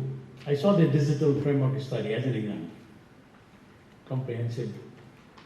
One nation, 8 sectors, 80 activities. I read the whole document, very thick, very interesting. And says 882% of the GDP can come from this. This is knowledge economy. Knowledge economy, this is also knowledge economy, by the digital economy is a knowledge economy. And let's say I want to make a decision that, first I want to ask a question, if the document already lays out how to do it, I want to make a policy, I want to do it. Then you have to make the policy, you have to make the investments, you need to train your young people on the various, they don't need degrees. Google is hiring a lot of people, not based on degrees, but on the skills. So skilled web designers, high-end, whole lot, artificial intelligence, blockchain, if everybody knows what all to teach. And let us start training these people. That's investment. That's easy, can be done. If not, bringing people from outside, and these young people, rather than selling some donuts, I think they would be probably doing some. I mean, maybe in 5 years, 10 years, 15, we will reach we'll reap the benefits of that 2% GDP slowly, surely, but it's doable. I'm strongly it's doable.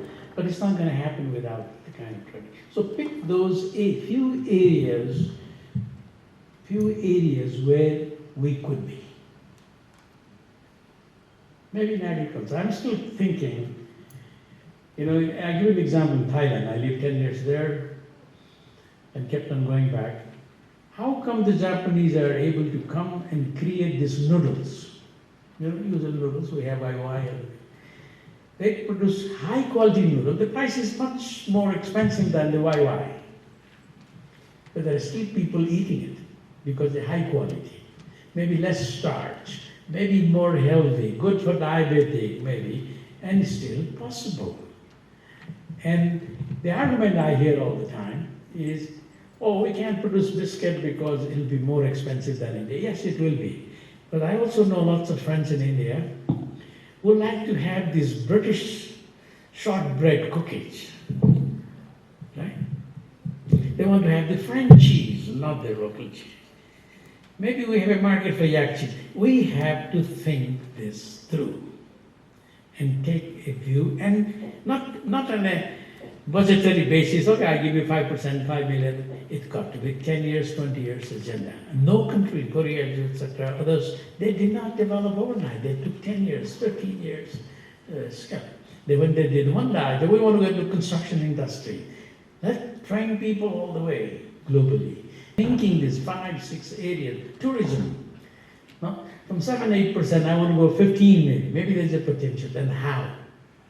Then invest.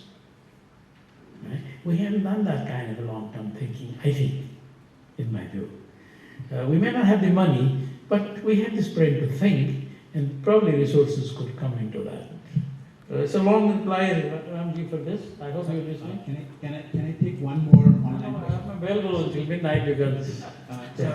I would just like to take one more question from our online guest, from Suman Dhulshrestha.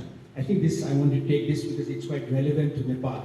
In Nepal, we have some bittersweet memories of facing supply issues in Nepal. So the question goes as, how does knowledge-based economic concept cover the agenda of self-sufficiency in basic needs for developing countries like Nepal? And he goes on to say, so that during time of possible crisis, the worst situation can be prevented. Self-sufficiency, this question, we talk about security. It takes me, for the sake of example, let's say water security, energy security, food security, shelter security, everything we will come on something. Let me ask a question, are we self-sufficient on food? No. Then you say, why no? Then you find the reason, it's not difficult. And you say, can we? Yes. Prices may be high, okay. The role of the government may come in. And do we have manufacturing plant? We don't, okay. We install. Do we have people? We have, use them. We don't have, train them. And then, but one thing I will always say from this experience is, anything you produce, try to always say that I can export to, even you may not be competitive today. Give an example. Yak cheese. I present the yak cheese in Europe. I give to my Swiss friend, oh yeah, I know, I've been to Nepal many times, I know yak cheese, I love it, actually. I give to the French friend, he turned around both sides, and I can't eat this because there's no leveling. I don't know what percent of fat, what percent this is ISO certified, etc. I'm sorry, I can't eat it. That's a problem. That's a problem. And if you produce quality, international quality, I can sell that. It may be expensive, but there are people who will buy expensive things. If you say, if it's expensive, people don't use it, all the whiskey shops would be closed here. Right? All the top restaurants would be out here. Because there are people who will use in the society, and we tax them high. I think the Ministry of Finance guys, etc., right? They will tax them heavy, get the money, and help the younger, poorer people, and so on and so forth. That's the common sense way. So I think yes, because if you do good research and good, knowledge-based economy is doing a lot of quality, making higher-end products, making it self-sufficient the way I said it. But I keep on saying that every time the role of the government report, they got to make it effective, they got to help. And if you see the history of the Asia Pacific, everybody has done that. The private sector said, I will give you better noodles, which I can also export elsewhere. And then, but next 5 years I need some help. If it's a sincere one, you should give it. That's what the role of the private sector at Monji is very important. They got to be sincere too. They should see this opportunistic, short-term ways of making money. Because I'm a strong believer that the private sector should make a lot of money and they should pay tax. That's how the country does.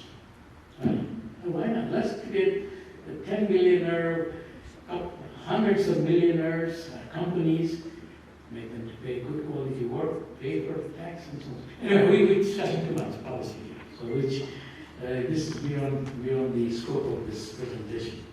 In short, I think that the knowledge-based economy, skilled people, knowledge, digitization, plus the policies will help us to help be self-sufficient in energy, water, food, shelter. For example, take a Singapore model, other countries, Indians are doing it now. Yeah, affordable housing, right? I think you can bring a lot of affordable housing today. Just put up a factory and you just go in about a week you can make a house. Do we want to leapfrog into that? Rather than giving every year subsidy after the rainy season and then it goes away again. So this is the kind of the longer term perspective, longer term agenda one we need to think. I think this would be, in my opinion, a longer term project. Affordable housing for everyone. That's what Singapore said. That if you have a roof in the country, you have a stake in the country. You will do something. Other questions from very distinguished people, but I would just like to acknowledge the people who actually submitted their questions, although we were not able to take this at the moment. Dr. Santosh Nepal from IMI, I think we can discuss his question during lunchtime. Leela Rajji, Kishore Khanal from Kathmandu University, Sandesh Baral, Resource Himalaya Foundation, he also had put a question. Samit Sigdel, GD Labs, CEO of GD Labs, Professor Hari Krishna Shrestha, Nepal Engineering College, Principal, Rita Sapkota, Qatar Embassy, Media Coordinator, Revitiman Shrestha, HiCast, Founder Member, Executive Committee, Sangram Lama, Freelancer, Development Professional, Dr. Rudra Suwal, NDRI, and Pranav Karti, NDRI. Thank you all for your taking time to put up questions. So nicely, it was very lively discussion. So thank you, Dr. Bindu Lohani sir, and Professor Ram Shrestha sir also. Now we are at the end of this program and we are going for the closing ceremony of this program. कार्यक्रमको यो उत्तरार्धमा अब हामी हाम्रो सभाका सभापति प्राध्यापक doctor Ram Manohar श्रेष्ठज्यूलाई समापन मन्तव्यका लागि अनुरोध गर्दछौँ। First of all, I would like to take this opportunity again to thank Dr. Lohani, the main speaker and attraction of today's event. 50 years of development journey of so many Asian countries. And I think very few persons are really so qualified to discuss on this topic, and you are among the rare few of them who has the unique, say, privilege of having been in the major multilateral development agency in the region, that is the Asian Development Bank, in the very high leadership position, ranking Vice President of the Asian Development Bank, and focusing on the very important area of knowledge management. Many high-level development partners in different countries of Asia, that is the direct, I think, interaction, that really very few people would have that kind of opportunity and privilege that you have. And also by working together with many development agencies and partners in the region. So these are a unique set of experiences that very few people would have, and you have those. So you have blended your own personal experience with the evolution of development in different countries, and that was done in an excellent manner. So congratulations, Dr. Lohani. And I would also like to congratulate NDRI for its nearly 2 decades of very dedicated and very fruitful, productive services to the nation. As the NDRI stands for the DI, the Development Research Institute, you have really achieved it's not a short time, 19 years or nearly 2 decades, for a very dedicated research institution. Also, it is not very long, I think. So neither is too long when you have a mission for, say, dealing with the complicated research agenda that really matters to the development of the country. And but for people, dedicated people who are many known to us, known to me personally. I know many of the friends in NDRI very closely, how dedicated they have been for the cause of development research. The NDRI team is very commendable. And so this successful, very productive, nearly 2 decades of research journey of the NDRI is highly commendable, and I would like to congratulate for all the achievements you have made. Coming to the talk and the discussion of this morning, I think there are many interesting takeaways from Dr. Lohani's very illuminating presentation. I probably would not like to repeat them. I think he has focused on the prioritization, the importance of prioritization of the sectors where the development efforts need to be channelized, the resources of the country should be channelized in order to have high impact and also larger degree of success in the development achievements. He also has highlighted the importance of the knowledge economy for a country like ours. I think the issue of comparative advantage and also the competitive advantage, they probably sometimes you can use interchangeably. If we talk about what our country has in terms of comparative advantage, I think when we talk about agriculture, back in 1970, the data I was going through says it was about 66% was contributed by agriculture back in 1970. And that figure has gone down to about 20% by now. And we still call Nepal is still predominantly agricultural economy. I think something is probably not right when the figure, and we still import 20%.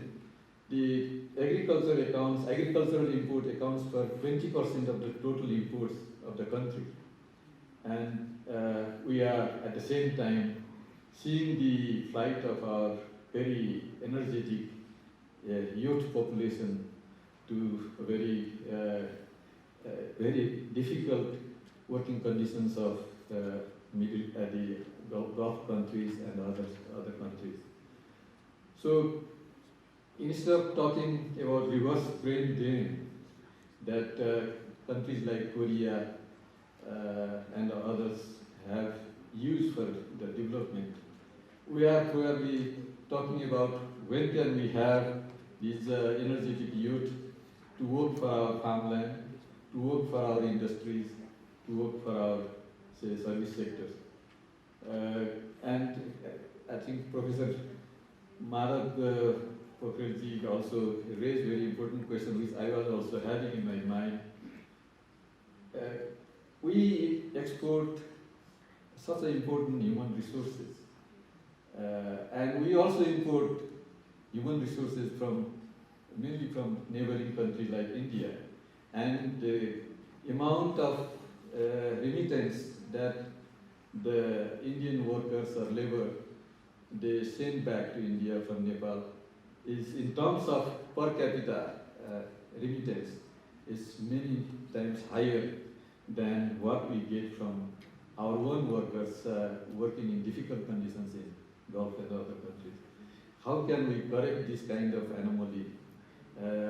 How can we improve the productivity and earning capacity of our human resources? How can we create conditions for employment in our own land for our youth. I think the priorities again, I think Dr. Lohani very rightly mentioned that upgrading the skills of our human resources probably is also so important if we want to achieve, say, the goal of rapid development of our country. So the knowledge-based economy that Dr. Lohani very correctly emphasized, we are to leapfrog. Maybe knowledge-based economy doesn't mean that it is only applicable for highly industrialized countries. I think for countries like ours, where we have all the very rich natural resources, but they need to be harnessed, and we have also some kind of comparative disadvantages because of our geography, because of our other factors of, say, productivity. I think these are probably much more urgent issues that need to be tackled together with when we strategize, when we develop our strategy for development. I think mere physical development without paying proper attention to have climate resilience, without having the safeguards for environmental protection, I think will not also be leading us to a healthy development for our country. We see the issue of cost of doing business also as a major problem. I think when we say we have to attract a lot of foreign development, foreign directed investment, FDIs. Sometimes I wonder whether that is the main issue. Even if we have the resources at our hand, we have not been able to manage those resources properly, efficiently. I think there are many projects like Melanji is one of the projects which everybody knows well. I think the money was not the problem, but the project was lingering for decades. I think somehow the project governance, the issue of rule of law also, I think is related to this. The project management skills, the commitment of the government in carrying out the project without much changes in the policy with the change of the government. All these things become so important when we talk about having the proper prioritization. I think prioritization is very important, which Dr. Lohani very well highlighted. I think that is quite important. We have to do it. But he also has mentioned in one of the slides the governance and the rule of law. And that part probably is very critical, I think, in our country. Even if we prioritize what we have to do, but if our governance is so weak, so poor, sometimes so adverse to the development, the respect for rule of law in having the development process going in a proper way, proper direction, management of our environment. We have we are endowed with very high natural resources, very rich natural resources. The natural capital, if we destroy in the name of, say, random development, that probably also will be counterproductive to our approach. The infrastructure development that doesn't pay attention to the preservation of environment, that doesn't pay attention to climate resilience, I think that also will be counterproductive to our country. So all these things will have to be taken into account when we are formulating our development strategies, prioritizing the development sectors. I think the talk has been very, very insightful, very illuminating. Once again, I would like to congratulate Dr. Lohani for this wonderful talk. And I would also like to thank NDRI for this wonderful organization of the talk series. And as we are entering to a new Nepali year, I would like to take this opportunity to also say Happy New Year to all of you. So thank you very much. At the end, I'd like to kindly request Dr. Nauraj Khatiwara, founder and president of NDRI, to give vote of thanks and end the session. Thank you, Dr. Jyoti Giri. Chairperson, Professor Dr. Ram Manohar Shrestha sir. Chief guest, founding Vice Chancellor of Kathmandu University, Professor Dr. Suresh Raj Sharma. Keynote speaker, Dr. Bindu Lohani, and Dr. Shankar Shrestha, Executive Director of NDRI. So I would like to, and all the distinguished participants here, I would like to use this word Guru Pranam, because Ganesha sir is here. So he has taught me this word Guru Pranam. So because all of you are my Guru. First of all, I think we have reached an inflection point today. It's not only because that today is the New Year's Eve, and last year I discovered that many people in the world, they celebrate the New Year's Eve as Old Year's Night. So this is Old Year's Night as well as New Year's Eve, and our NDRI annual day falls on it. And thanks to Dr. Krishna Padi sir, who is a founding member of NDRI. And when we were about to register NDRI, he said we must do it on 31st of Chaitra to make it history. So we did that, and then we are celebrating NDRI annual day today. Last year we had our 18th annual day celebration. And because I just like to tell you, coincidentally today on the dais as well as on the floor here, many of us, are representing AIT, Asian Institute of Technology. And I also did my master's and PhD from there. So our alma mater, when we were there, I think AIT taught us many things. And one of that was, having such lecture. And I still remember we used to call the Milton Bender lecture. That Milton Bender was, I think, the first founding president of AIT. And then I listened to the former president of Philippines. I listened to many other, distinguished speaker there. And then it is really, we thought that in NDRI maybe we should start doing something like this, and we started with this NDRI annual day lecture. Prime Minister of Nepal, or he was the chairman of Council of Ministers also, Honorable Kilraj Regmi.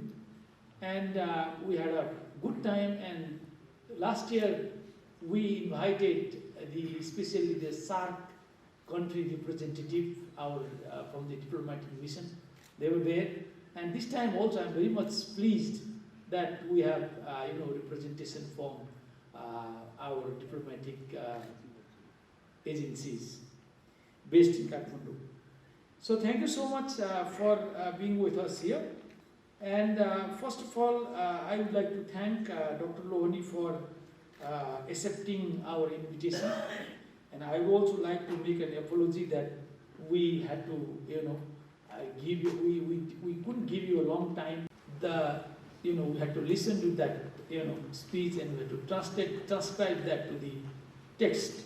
That's why, I think this sort of event, as you are aware, that it's not so easy to organize. So I would like to request, and it is a time for me to, introduce you also. I would like to request all NDRI, founding member first to rise, please. If Dr. Bhattrai is also there, Taranidhi Bhattrai sir, and Dr. Padi sir, please, I would like to rise, and so that, the whole audience can be recognized. Dr. Bajai is there and Dr. Pahari was here. So if you are there, please rise. And I would also like to ask other NDRI members, including Dr. Sunil Babu Sister, please rise, so that, you are also recognized and others are there. And Sir Ekachin, and then I would also like to ask the all NDRI researchers, please rise, so that you can recognize. And also the volunteer here. We have the volunteers from National College. Thanks to Ujjwalji for letting us do this. Thank you so much. So a big round of applause to them. Thank you so much for making this work possible. Now I would like to move towards Professor Dr. Suresh Sharma, the founding Vice Chancellor of Kathmandu University. And I would like to quote here. He says, you have to do no or I to come. No or I to come is, I think, for our participants here who do not speak Nepali, that's the task which you do, which is not there in the TOR. Okay? It's not there in the TOR, so if you can do that, that is called no or I to come. So I think the Kathmandu University is also no or I to come. He did that, and he appreciated today also, in other occasions also, NDRI is also a task, which was not there in the terms of reference. And then I would like to thank the government officials who are here, and I am very much pleased that we have the representation from political parties also. Thank you so much for being with us. So again, coming back to Dr. Lohani, I think all of you listened to him, and then I think the one takeaway message for me from his talk is, it's a doable job. Okay? We have a representation from Qatar embassy. These days, Qatar is my role model country, because the Qatar is made by 500,000 Nepali, our brothers and sisters. Okay? Because you look at the per capita income of Qatar now, and it happened in last 2 decades. The point is, it's a doable job. 5 lakh हाम्रो दाजुभाइ दिदीबहिनीहरूले कतारमा गएर काम गर्नुभयो 20 वर्ष। र कतारको पर capita income $75,000 र हामीले यहाँ 2 करोड छौं भनेपछि 5 लाखले एउटा कतार बनायो भने और 1 करोडले 20 वटा कतार, 2 करोडले त 40 वटा कतार हुन्छ। त्यो भनेको त नेपाल एकदम सानो त्यसको तुलनामा। त्यो हुनाले इट्स अ डुएबल जब मेरो विचारमा डाक्टर लोहनीको मेसेज त्यही हो जस्तो मलाई लाग्छ। र अब हाम्रो प्रोफेसर डाक्टर राम मनोहर श्रेष्ठ, हाम्रो सदाबहार गुरु भन्छु म उहाँलाई। र कुनै पनि यो डोमेन होस्, वाट एभर इज द डोमेन, उहाँसँग एकछिन कुरा गर्न पायो भने पनि एकदम आनन्द लाग्छ र एकदमै नबिर्सने, कहिले पनि नबिर्सने वाक्यांशहरू, अभिव्यक्तिहरू उहाँको सुन्न पाइन्छ। So that's why thank you so much, Professor Dr. Ram Manohar Shrestha sir, for being with us and inspiring us.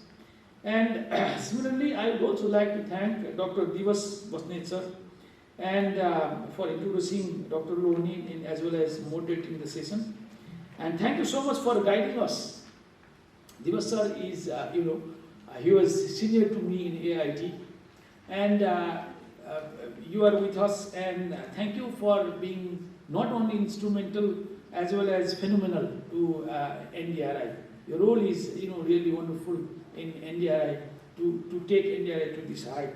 Again, I would like to reiterate Ganesh Saha sir, former minister. He says that during this sort of discourse or program, sunnelai sunko mala, bhannelai fulko mala.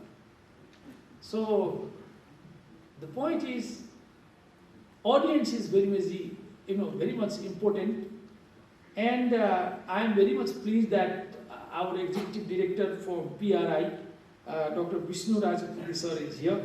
We have the executive director of ISIMOD.